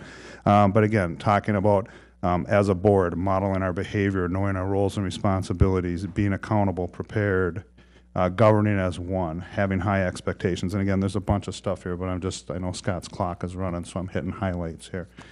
Kind of building on that, it talked about building a culture of professionalism, and it talked about the use of a board handbook, which is different than necessarily a code of ethics. And it was interesting.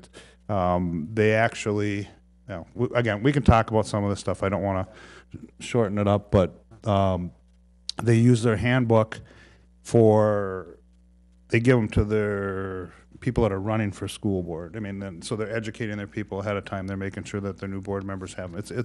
It was really an interesting approach. The speaker was, I know I'm not going to say his name right, but Gary Bruchot, I believe he was. He's the board chair for Berlin Public Schools. It's in Berlin, Connecticut, and he was a very interesting speaker. I actually changed one of the courses I was going to take to go and sit and listen to him talk again. So he was very, very enlightening.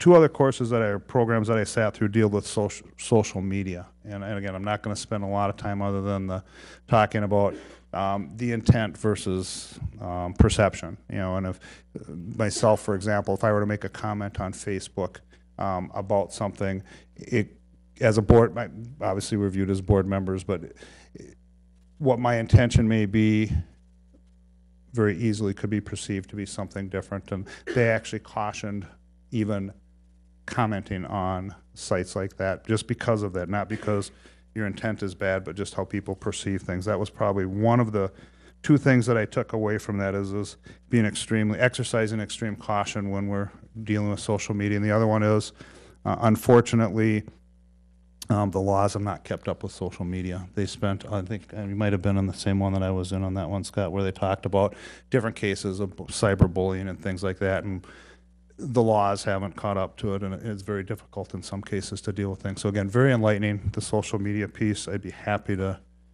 share any or answer any questions with people, but I really took a lot away from that conference on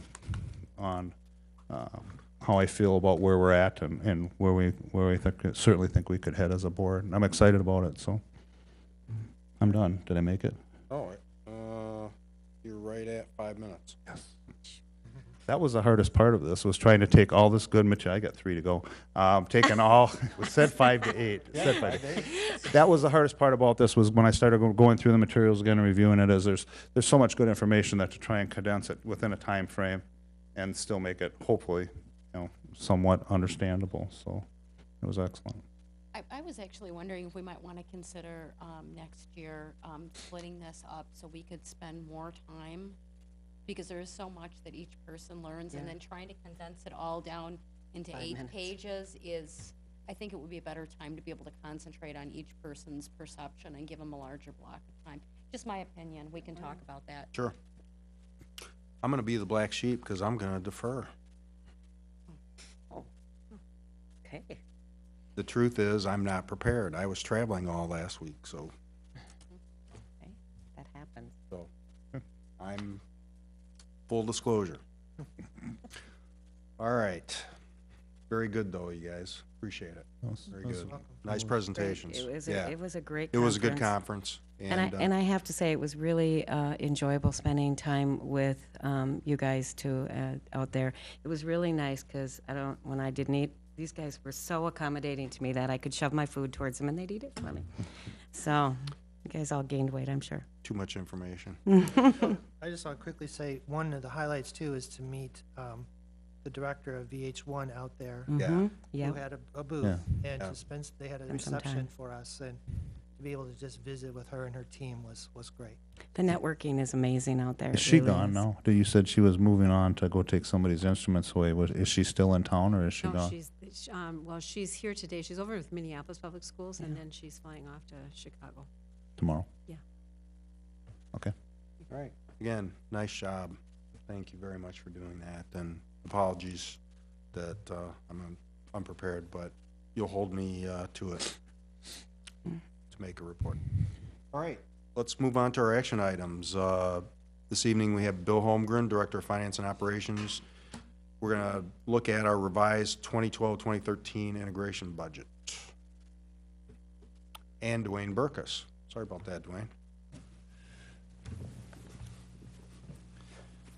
Chair Bardell, Superintendent Kelly, members of the board. As you know, we do receive integration funds to close the achievement gap and to eliminate segregation in our schools. The current integration grant will come to an end at the end of June, and so always at the end of the year, we try to make some adjustments to make sure that we can make full use of all of the funds that are there. So there's no change in our request to the total amounts. It's just the requesting your permission to make those adjustments so that, again, we can access all of those dollars for the programming that we've talked to you about in our proposal for this year's program. I'll make the motion. I'll second. Motion by Missy, seconded by Ted. Any discussion? Yeah. I had a question. One of the changes was to add a social emotional support position for students and families. Is that part of the integration funding requirements, or? The number one thing that they're looking for is student support, so they would like to see that most of our dollars go towards directly servicing kids, making sure that they're getting what they need. So it is an opportunity for us to address those social emotional needs and use our funding for that. So it is part of one of the things that you can use your integration dollars for. Okay, it just didn't seem directly educationally related, but thank you. Well, I think we see social emotional as such a key factor. If kids are, if there's issues that sometimes it can get in the way of learning, and sometimes helping them work their way through those things can get them back on track. So it's one of the ways that we try to make sure that the whole child is what they need when they come to our schools. Yeah. All right. Any further questions, comments? Actually, I see that here that we're looking at reducing one cultural urban liaison position. Is that due to a lack of, to a smaller enrollment, or are we just shifting the focus to more community-based? Well, actually, that I know it gets a little confusing with this. So this isn't next year's budget. This is actually current year's budget that we're asking for these adjustments to. So there was a position at the high school that was vacant for much of the school year. So those dollars then are available to us. We had allotted them for that salary position, and because there was fewer days that they were there, we had dollars left over that we wanted to reallot. So, yeah. That makes sense. Okay. Thank you. Yeah. Mhm. All right. Any further comments? All right. All those in favor say aye. Aye. Opposed? And that motion is carried. Thank you very much. Okay. Next on our agenda this evening is the transportation contract. Bill Holmgren. Chairman Bardell, members of the school board, Superintendent Kathy Kelly. I'm actually very excited. We've been through a long process, and we've had Tom Watson. I have him here today. If there's any questions we need answered, he's kind of been our point man when we talk about negotiation with the bus companies. But just to reiterate what we talked about in our work session last month, we started a new procurement process back in January 22nd. We had 5 bus companies come in and quote on our service. Instead of just going with the lowest price at that time, we went through a more of a subjective process of really looking at the service qualities of all the bus companies. After we had gone through that, then we went back and we negotiated price. So I'm very excited to say now tonight that not only do we have a very high quality bus company that we want to award the contract to, they also are our lowest quoter at this point, where that our net from what we're paying this year and going to next year, that we'll save about $80,000 for our district. So I'm very excited about that. I guess in the interest of time, I would like the board to award the new bus contract to Lorenz Bus Service, and we also have them here today. Maybe just raise your hand so they can see a face. But Jim Canine, and then we have Alan Grunwald. I'm sorry about that. And then Judy Canine is here. Oh, I wrote it down wrong. I'm very sorry about that. My life story, actually. Okay. Anyway, so that's the faces of the bus company that I'm recommending that we award the contract to. Now, we only have to award a two-year contract, but we also have the option to award a second 2-year piece of that. I would like us to go ahead and exercise that option. We still have in the contract, if something would happen and we don't want to go through the full 4 years with it, that we can still bow out at that 2-year piece. But by allowing us to look at the 4 years right away, it allows them to get much better rates for the buses. One plus to this bus contractor is the equipment that we will be used for our bus company, for our district. It's all brand new equipment. So I'm very excited about it, and I think they're excited about it. I hope so. But so my recommendation is to pass the motion that I put forth in your packet. Do I have a motion? So moved. Second. Motion by Laura, second by Ted. Any questions, discussion? I just have a comment. I love well-attended board meetings, but I do know that the one board meeting that you get the most people in is when we're dealing, how are we going to handle that's going to be worked out as far as the transitional stuff right at the beginning of the year. Yes, we have a transition. Get upset sometimes. Yeah. We have a transition plan already in place. Okay. As you know, we do have a new transportation manager on board, and we've taken care of many of our issues that we've had in our transportation. Okay, and we'll be working very hard now the next few months to make sure that when we come to January, it'll be very smooth, and our students will be happy with the bus service that we give them. What did I say? Oh, time to go to bed. Fiscal year, September, school year. we want to start in September. Okay. We definitely want them in September. Okay. We will have very well-attended school board meetings if they're not there in September. I'd love to see this be a good transition and really successful. I know we've had a couple of bumpy years, so I'm really looking forward to seeing how we can work together. Ted.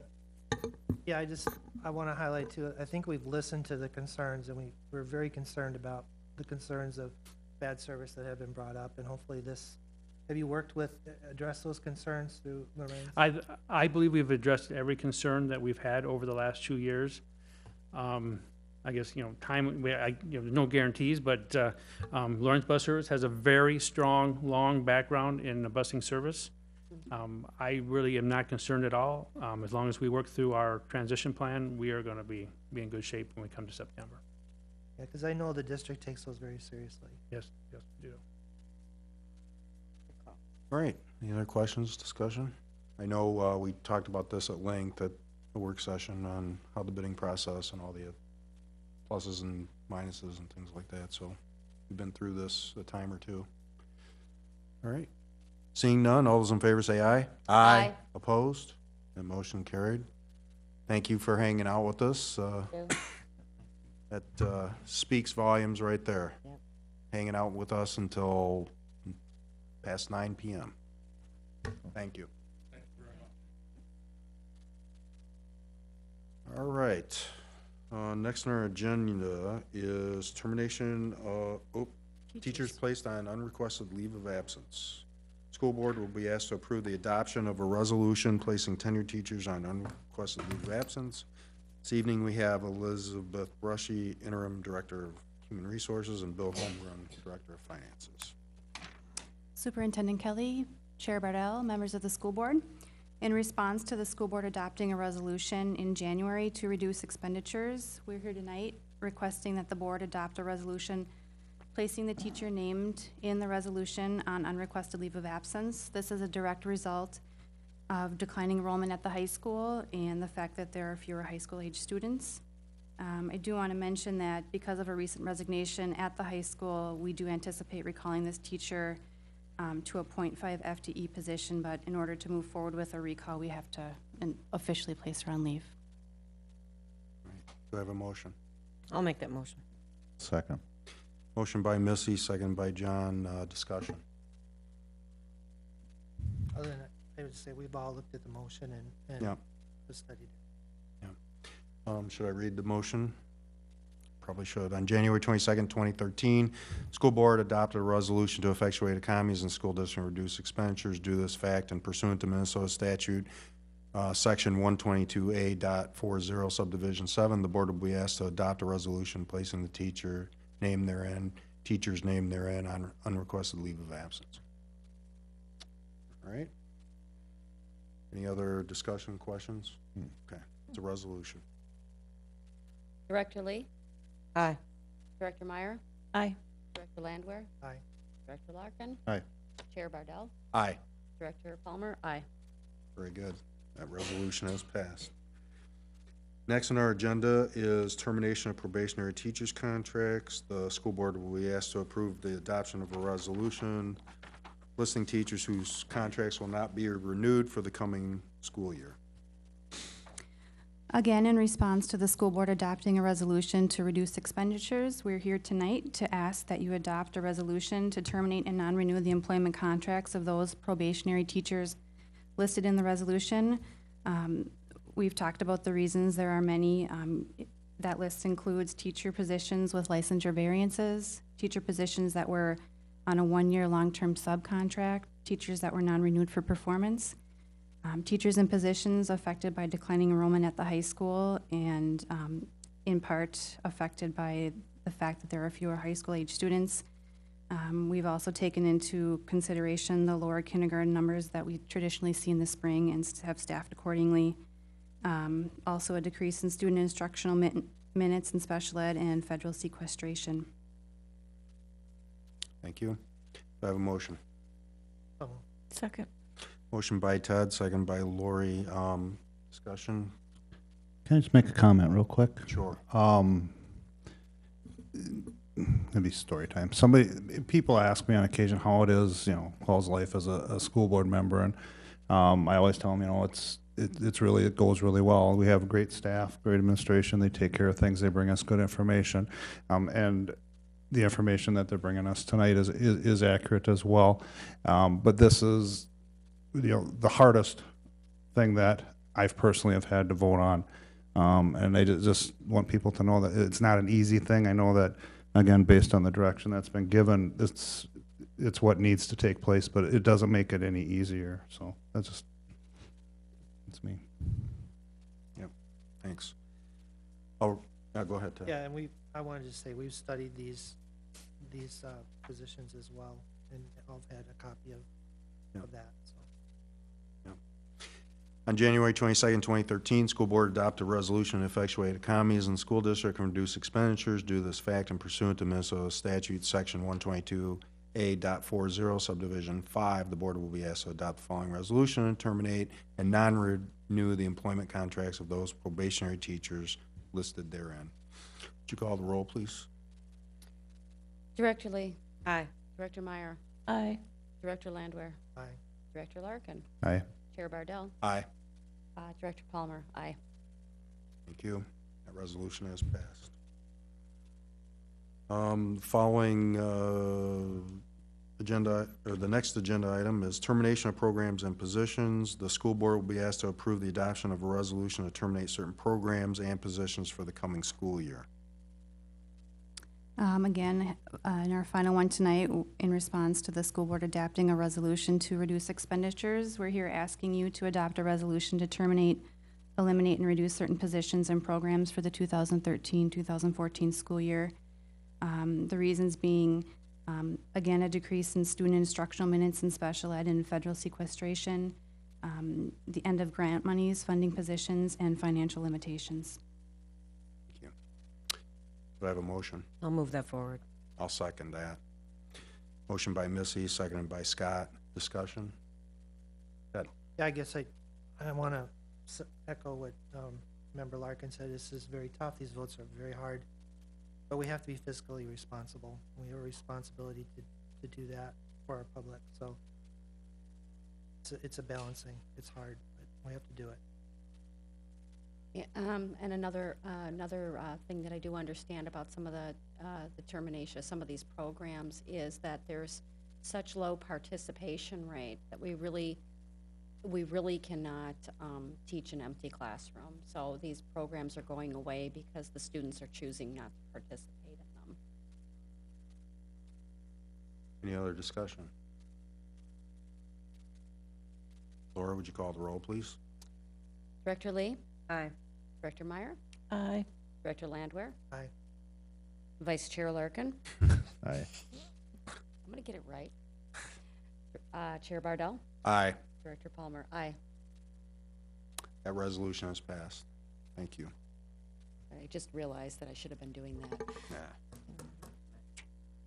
Get it right. All right.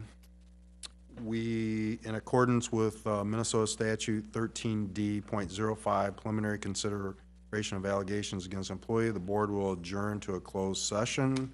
We are going to adjourn in closed session at 9:14. All right, we're back in open session. It is 9:35 p.m. on Tuesday, May 14th, 2013. The last action item this evening is approval of a separation agreement. Superintendent Kelly, Chair Bardell, members of the board, I'm here tonight asking you to approve a separation agreement as presented. Do I have a motion? I'll make a motion. Second. Motion by John, second by Ted. Discussion. I just want to say we've read the separation agreement and seen the terms. All right, seeing none, all those in favor say aye. Aye. Opposed? And that motion is carried. Thanks, Elizabeth. Thanks, Bill. Thanks, Karen. Any board topics? Yes, groundbreaking for Carner Blue is next week. I believe that is on Tuesday at 10:30 a.m. It is on the corner of, oh, my notes here. Oh, wrong page. I believe it's on the corner of Hamlin and 95th, 96th. I'll send some information out. I just got the invite today. Okay. Sounds So, good. yeah, so I'm really looking forward to seeing what happens up there. That's moving pretty quickly. Great. Ted? And if you really want to be inspired, come this Wednesday, tomorrow, to the Scholarship Awards Night at 7 o'clock. Oh, it's tomorrow night. Many community groups give out very generous scholarships, and it's a wonderful evening. I also want to say there's a great website I learned at the conference I forgot to mention called bethere.org. It's all about parent involvement. And the countries that do the best in the world, interestingly enough, have the highest parental involvement, I learned. So it's a key thing. And also, a way to measure achievement is to break out the Common Core into strands, and there's actually a way to report that on report cards. Districts have been doing that so that if Johnny isn't doing good in a number recognition, the parents know that specifically and can work with them at home. So that capability is there. And I think think it's great. Thanks. One more plug, Silver Lake Symphonic Winds, May 22nd at Silverwood Park, 6:30 PM. May 29th, Huset Park at 5:45 PM. Heritage Tower unveiling tentatively, no, not tentatively, May 29th. As long as it gets delivered, yes. As long as it gets delivered. Ladies and gentlemen, thank you very much. Adjourn this meeting at 9:37.